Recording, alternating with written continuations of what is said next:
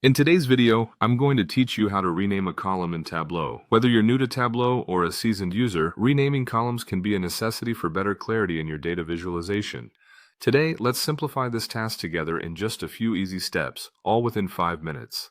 First, let's begin by opening the Tableau public app. If you haven't already installed it, you'll need to download and set it up. But assuming it's ready to go, fire up the app and get ready for some hands-on action. Once you have Tableau open, the next move is to access your worksheet. If you have an existing workbook, just open it up. Otherwise, feel free to create a new one to work along with me. Now here's an interesting fact. You can rename fields either on the data source page or directly on the worksheet page. Either option works wonderfully based on your comfort. For this guide, let's focus on the data source page. Navigate over there and locate the field you intend to rename.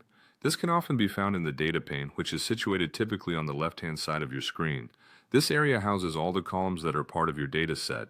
Once you find the field you wish to rename, look for a small drop-down arrow next to the field's name. When you click on it, you'll see a list of options appear. From this menu, select Rename. Now, type in the new name you desire for your column and press Enter.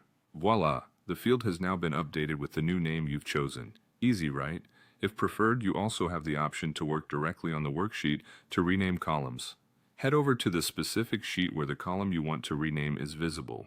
Here, you'll need to right-click on the header of the column that requires renaming. From the context menu, select Edit Alias. This action will let you type in a fresh name directly where it's displayed. Just type in the new name, and you guessed it, press Enter. And there you have it, 2 seamless and efficient ways to rename columns in Tableau. Whether you chose to rename from the data source page or directly within the worksheet, both methods ensure that your columns are clear and aptly named for effective data storytelling.